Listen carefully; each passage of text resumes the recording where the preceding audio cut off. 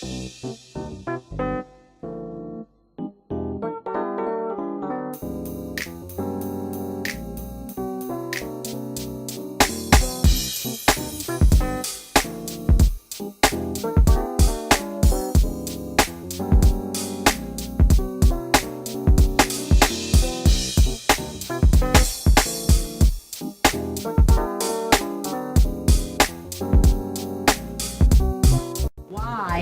you always blame women for your faults? Well, I mean, since we talk about me right now, because I'm like the leading one like does that. It has a lot to do with, once again, how we were raised. When you are raised in a single parent home, and your mother is the father, the mother, the sister, or whatever else, sometimes even you don't mean to do it, but you're taught a certain way by her because she's coming in all directions. And when she's unable to do something that is needed, say for example, she's unable to go to a baseball game or a basketball game, so now you're looking at it because you don't have a father, and your mother is your father, where every woman that comes in your direction is going to fail you in some way, shape, or form. That's one. Two, when you deal in relationships, and with us, because we don't talk, and we do wind up giving our hearts, mind, and spirits to our first loves, when we deal with somebody that we love wholeheartedly, when that person breaks our heart, then everybody that comes after that, we don't mean to do it. They pay for it. We don't mean to do it. We really don't mean to do it. But if this person broke my heart, and you know, if I hear something that is remotely sounding like that previous person, well, guess what? I'm going to act like that I really don't care anymore. Well, she says she's in love with you. There's certain things, there's an unconditional thing that comes with that in love. When that in love thing gets broken, then everybody pays for it. Everybody. We don't mean to do it. Not all of us are doing it. Some of us that are raised in both parent homes, we're taught a different way. But when you're taught in a single parent home, everybody winds up looking like either your mother, that first girlfriend, etc., etc. So even when you become an adult, you don't realize you do it.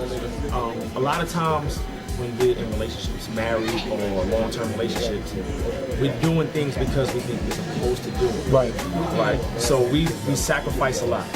Now sometimes it's just what we're supposed to do. Well, sometimes in our minds we're like, I can't do this because I got to do that.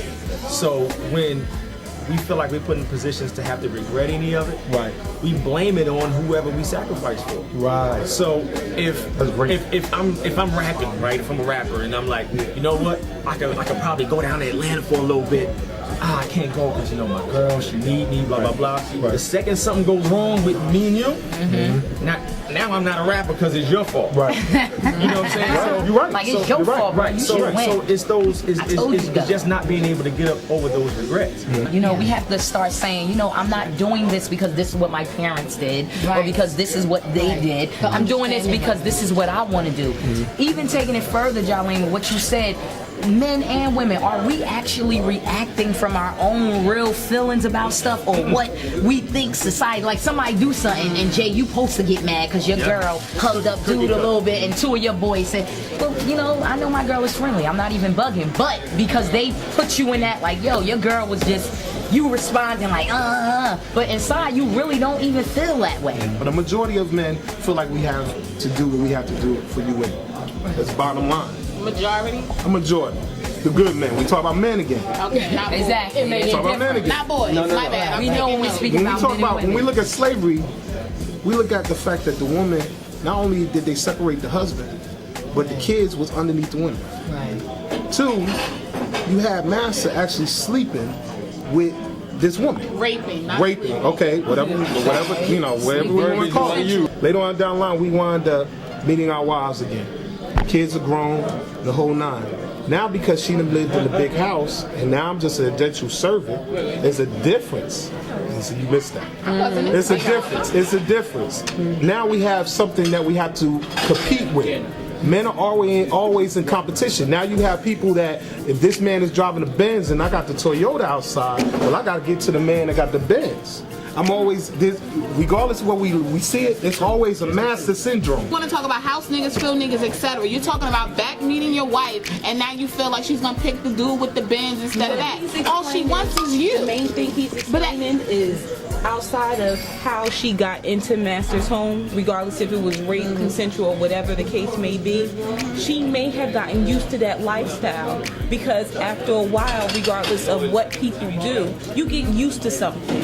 Even if it's abuse, even if it's something that you love, something that you hate, you get used to it. So by her sitting up in Master's house and no longer in that hut, when her husband comes back to her, he now has to compete to what Master has done for her, even outside of what Master has already did to her. Why is it when a man meets a strong woman, he like punishes her to actually be with him? It's like, not- look, it's let me say, not but it a goes, cycle. I know, okay, it's not punishment, but it goes back to exactly what you're saying Let's- right now. let's define strong women. This man, I'm talking about a strong woman who is Let's define- respectful, who is caring, who There's is a lot of loving, women are who is, can I respectable. finish? I'm defining her. Giving, Respectful. considerate, empowering, Right. uplifting. Not a woman who is full of trash, who is going to Running beat off you the down. mouth. That's and what- all that's of what that. he's trying to Someone say. who has He's- herself he's just together trying to say intellectually, that- mentally, as well as physically. You're saying regardless of what went on, we were both broken though. So why am I now being blamed? Because It's not when he blaming you. wait a minute, when he comes back, right? You're saying he has to compete. I'm competing to get That's him what I'm back because explaining. now I feel like I'm not good That's enough. what I've I'm been taken explaining. advantage He's not of. putting any I'm blame. broken. He's not We're putting. both broken. He's not putting any blame on Let any Nikki party. speak. Please let He's not Nikki putting any blame on any party. What he's saying is that when you feel that when somebody feels that you've gotten used to something, for instance, say you win $1 million right now. You lived in Little City. I lived in Little City before. So you just won $1 million. You are now used to living a different lifestyle. You're not gonna come back to Little City after winning $1 million. To rebuild. Maybe, but listen to me. That's rebuilding. No, listen, that's rebuilding. That's not to live there. When her husband comes back home and he sees the lifestyle that the Master has provided his wife, he feels that he has to step up his game to maintain her. She's not telling him, "Oh, baby, I'll come back to the hut. You know, I'm here for you, this, that, and the third." She might be saying that to him, but in the back of his mind, he knows that she's used to eating filet mignon. Exactly. So now he feels that he has to step his game up in order to maintain her, to get her back. That's where the miscommunication is coming from. It's not blame. My mother used to say, when you come out of a relationship, I don't think you should bounce back into another relationship until you are somewhat those other issues that you had. Because sometimes people bring on stuff. You go, "Oh, I didn't even know I had that issue, but let me quickly deal with it. Let me explain to him what's happening."